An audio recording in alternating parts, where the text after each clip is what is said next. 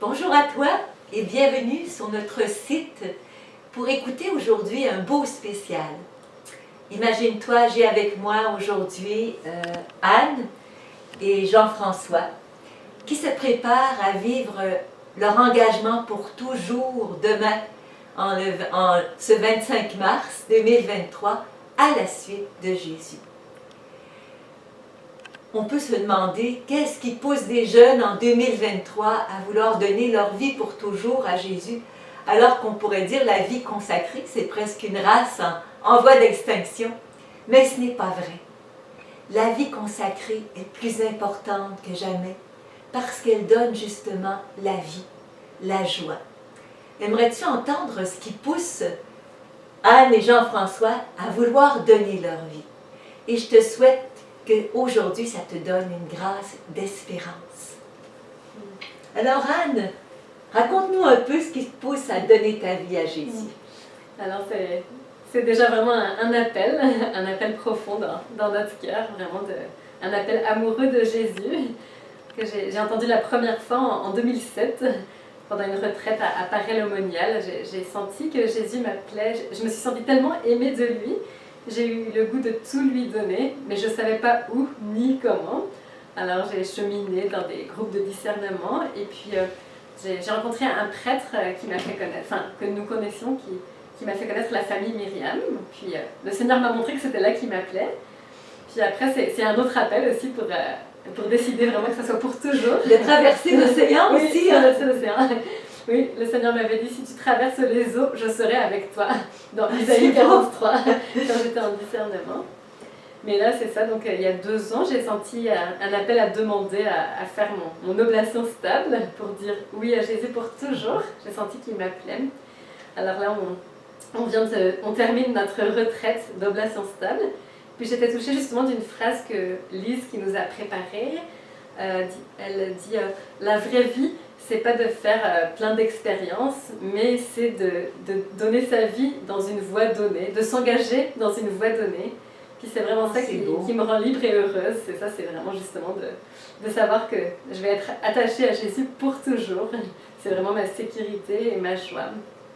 C'est beau parce que tu es vraiment une petite prophète du don, toi, parmi nous, Anne, à cause de ton service qui est généreux. C'est beau, c'est très beau. Merci, Anne. Merci beaucoup. Et puis toi, Jean-François, qu'est-ce qui te pousse à donner ta vie à Jésus pour toujours? Tu aurais pu faire autre chose. J'aurais pu faire autre chose. Ce qui me pousse, c'est tout mon être. Parce que Jésus m'attire à lui. Je pourrais prendre la parole dans le prophète Jérémie. Seigneur, tu m'as séduit, tu as été le plus fort. Et j'étais, moi, un assoiffé de liberté. J'aspirais à la liberté pleine et totale, et j'y aspire toujours.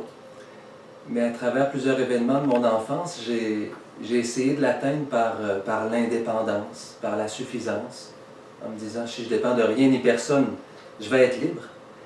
Et aussi par une fermeture de cœur, parce que ouvrir son cœur, c'est s'ouvrir à la souffrance, s'ouvrir aussi à des liens avec des autres.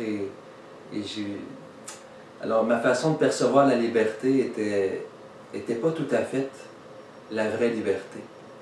Et quand Jésus m'a appelé, il m'a appelé à sa liberté à lui, sa liberté de fils. Et la liberté de Jésus, c'est la liberté que je cherche depuis toujours, et c'est la liberté que notre monde cherche. On est assoiffé de cette liberté-là et on court à gauche, à droite pour l'atteindre, et finalement on se retrouve plus pris qu'avant. Alors ce que j'expérimente depuis que je suis à Myriam, c'est Jésus qui vient me libérer profondément, mais du cœur. Libère le cœur et il ouvre mon cœur. Et ça, c'est un miracle en soi. Et j'y découvre là la vraie liberté, celle de pouvoir être aimé et de pouvoir aimer, mais du plus profond du cœur. Et je me rends compte que ça, c'est le plus grand des bonheurs. Jésus nous l'a montré. Et puis même si on vit des épreuves, des crises, des souffrances, des maladies, c'est pas d'avoir la paix totale, de ne pas avoir de problème qui nous rend heureux, c'est de pouvoir aimer même dans ces situations-là. Alors c'est ce que je souhaite, c'est ce que je te souhaite.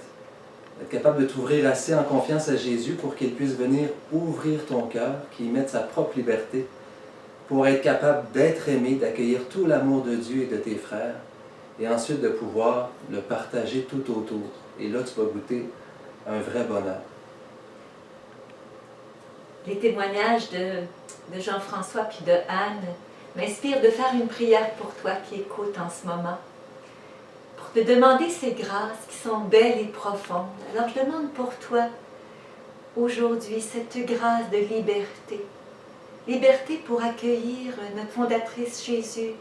Nous disait souvent, la vérité c'est l'humilité, et l'humilité c'est la liberté. Je vais te demander cette grâce d'humilité pour accueillir que tu es aimé du Père et pour pouvoir te donner à lui de liberté en liberté. Accorde cette grâce, Seigneur, à mon frère et ma sœur qui écoutent, et en se livrant à toi dans la liberté. Je te remercie, Jésus, de conduire, comme Anne le soulignait, de te conduire sur ce chemin du don total, où tu seras pleinement heureux, mais aussi un don pour le monde entier. Amen. Amen. Alors, bon temps à toi, bon temps de don dans ta vocation à toi. Demande au Seigneur de te la montrer si tu ne l'as pas encore trouvée pleinement.